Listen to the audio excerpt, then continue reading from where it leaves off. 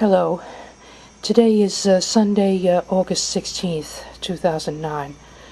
I know I've been absent for a really long time, and many people are sending in emails wondering what happened to me. Well, I can tell you now. On July 10th, I got a new cat. Ebony had died in mid-March, and I waited until just after 4th of July to get another one because between 4th of July and the beginning of August, I don't have any other performances. I got this cat from a couple in North Jersey who are friends of Boris.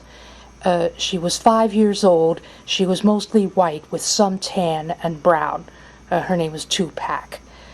When they brought her over to my place, I was very happy to get her.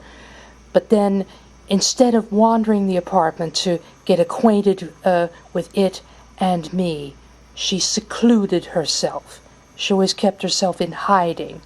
She would not come out to eat or to use her litter pan, and thus I was afraid that she would make her toilet in the wrong place. There are very strict rules against that in my apartment complex.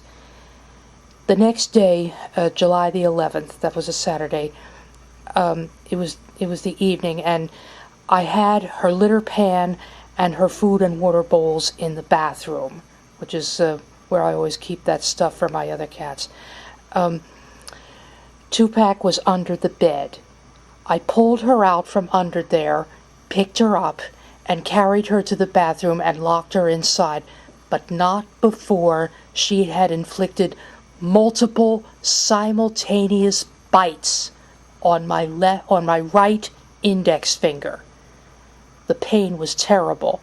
I managed to lock the door, but my finger was bleeding very badly. I washed it off, but all the rest of that night it was throbbing. Now this was a Saturday.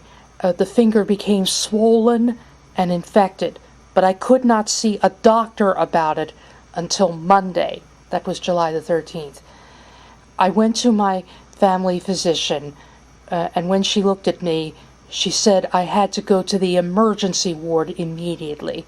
I was very upset about this. There was one hospital that I knew about, one where I had been confined with a concussion 15 years earlier. So I went to its emergency ward, and there, its doctors blackmailed me into staying at the hospital. I had a schedule at home to keep, and I was very, very upset about being forced to stay at the hospital because, after all, the cat was still in the apartment, and now it was on its own without any supervision. I was at the hospital for 3 weeks, and I did not get released until the last day of July. I no longer have the cat. The owners took her back after I had been in the hospital 1 week. I have had other cats before over the past 40 to 50 years, but none of the others ever did anything like this. What this cat did. My finger required a minor surgery to clean out the infection. So I'm very disappointed, very heartbroken about the whole affair. I'm also very embarrassed and ashamed because, after all, I was attacked by a cat, an animal which I have loved just about all my life and would never do harm to.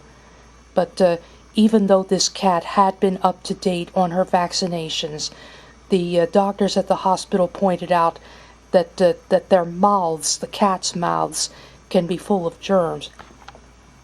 Now, if I had bitten myself deeply enough to cause deep wounds, they would have been infected because even humans' mouths are full of germs. I guess that counts with all animals. At any rate, like I said, my finger became swollen and infected, and it required surgery. So in my next installment, I'll describe what I did at the hospital, what happened to me at the hospital. But this is to keep in mind. This is to let you know why I've been absent all this time. Thank you for your attention.